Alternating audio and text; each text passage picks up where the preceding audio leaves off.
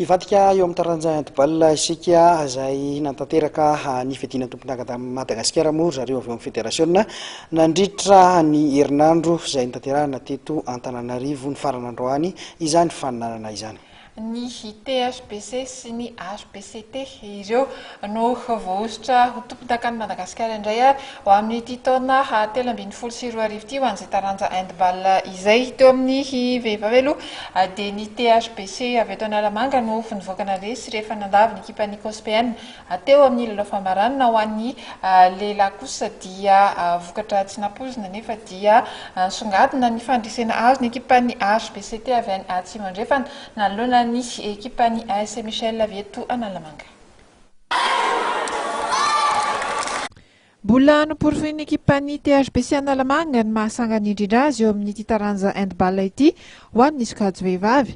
Tsy navotozy ireo tapelan-tanana tokoa mantsy ny anarana mahatomponaka ka rehefa nandavy ny ekipa ny COSPN tamin'isa mazava 2024 izy ireo nandritra ny lalao famarana tanterahana tetsy amin'ny lapan'ny fanatanjahantena Mahamasina io jolakandro io.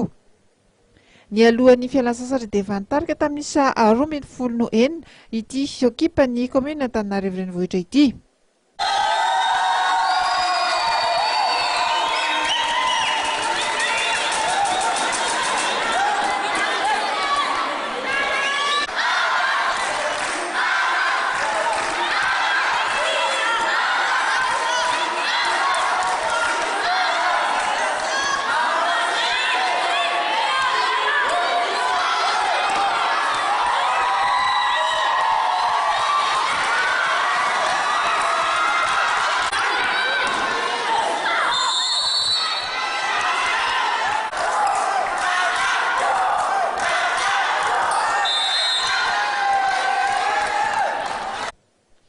Teo amin'ny sokajy lehilahy kosa indray dia norbany ekipan'ny HBCT Atsimo andrefana ny amboara taoriana nandresen'ny tompotaka farany dia ny AS Michel Analamanga izany tamin'isa 34.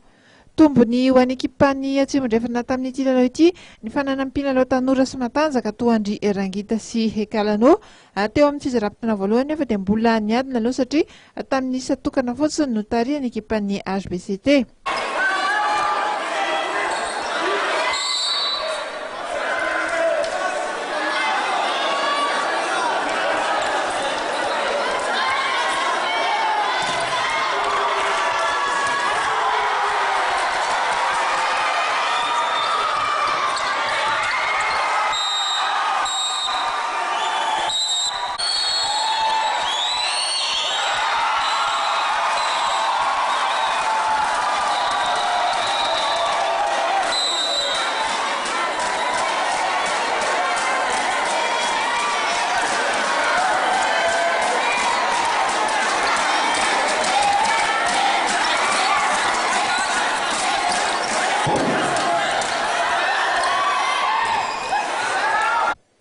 Azo tsapahitanina tamin'ity fanana nasionaly ity ny fivoaran'ny handball amin'ny fatra eo anivon'ny sokajy lehilahy, mbola mila ezaka goavana kosa raha ho an'ny sokajy vehivavy raha ny filazan'ireo teknisiana.